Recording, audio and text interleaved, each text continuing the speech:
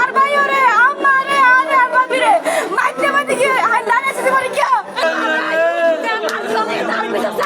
সামাজিক যোগাযোগ মাধ্যম ফেসবুকের এক বিএনপির সমর্থকের পোস্টের হাহারিয়াটকে কেন্দ্র করে হামলার ঘটনায় এক নারী নিহত হয়েছেন।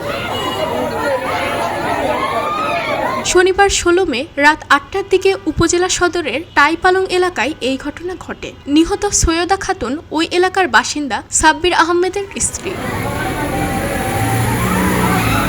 স্থানীয় ও ঘটনার প্রত্যক্ষদর্শী সূত্রে জানা গেছে, পুলিশ হেফাজতে থাকা সেই যুবকের নাম মোহাম্মদ ইউনুস এবং নিহত সৈয়দা খাতুনের ছেলে আব্দুর রহমান ও ইমরান তার বাল্যবন্ধু।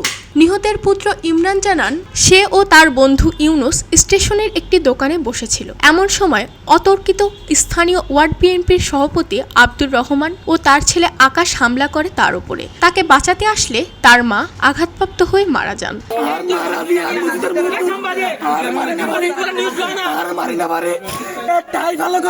বিএনপির কুখ্যাত সন্ত্রাসী প্রত্যেকটি মানুষের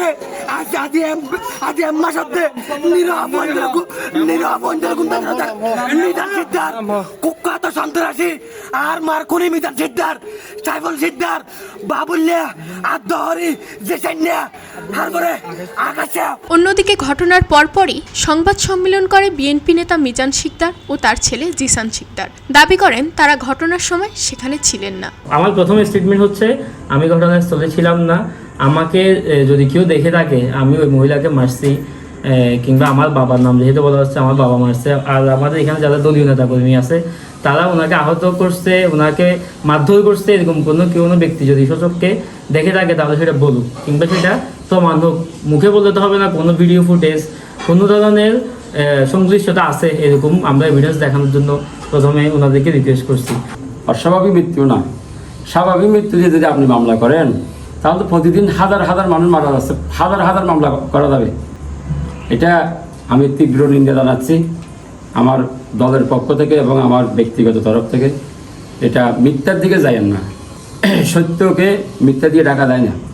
এদিকে স্থানীয় একাধিক বাসিন্দা জানিয়েছেন, গত কয়েকদিন ধরে টাইপালংয়ের একটি মাদ্রাসার দেওয়ালে জয় বাংলা স্লোগান লেখাকে কেন্দ্র করে থানায় দায়েরকৃত অভিযোগের ভিত্তিতে ওই এলাকায় দুটি পক্ষের সামাজিক যোগাযোগ মাধ্যমে একে অপরের বিরুদ্ধে লেখালেখি করে আসছিল। ৭ নং ওয়ার্ডের ১৩ জন কার্যক্রম নিষিদ্ধ আওয়ামী লীগ ও নিষিদ্ধ ঘোষিত ছাত্রলীগ নেতাকর্মীর নাম উল্লেখ সহ আরও ১০-১১ জনকে অভিযুক্ত করে অভিযোগটি দায়ের করেন ওয়ার্ড বিএনপির সভাপতি আব্দুর রহিম।